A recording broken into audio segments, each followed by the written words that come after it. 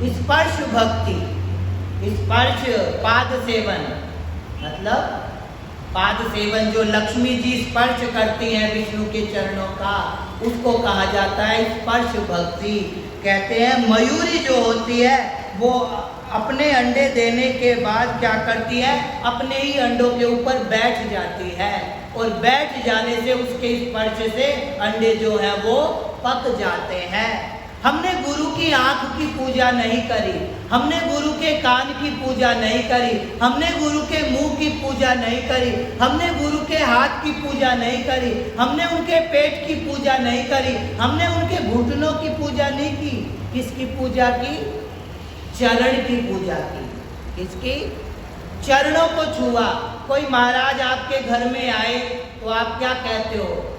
ये तो नहीं कहते महाराज जी आपका मुंह धुला दूं, कहते हो? ये नहीं कहते। क्या कहते हैं? चरण धुलाए जाते हैं।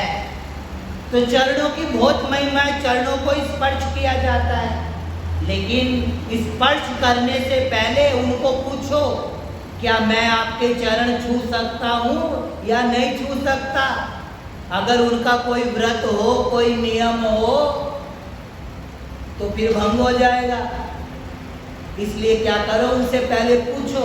हमारे वैष्णवों में तो तुलसी को तोड़ने से पहले उससे क्षमा मांगते हैं कि हम तुझको ठाकुर से मिलाने के लिए तोड़ रहे हैं।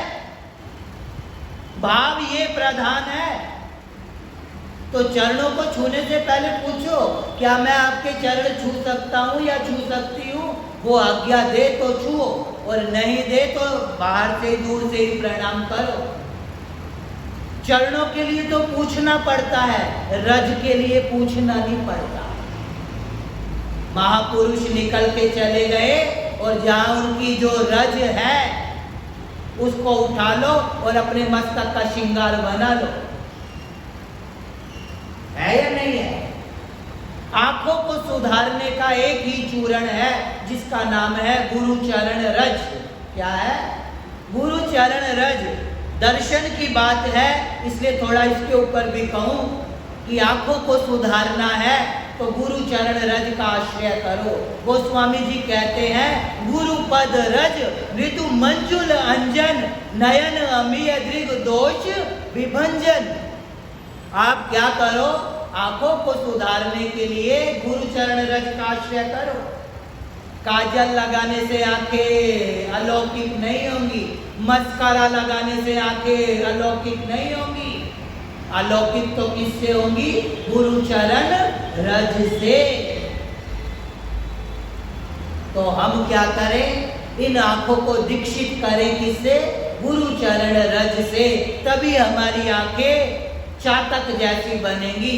गोस्वामी जी कहते हैं, लोचन चातक जिन करि राखे रहि दरस जलधर अभिलाषे निधरहि सरित सिंधु सरबारी रूप बिंदु जल होए सुखारी।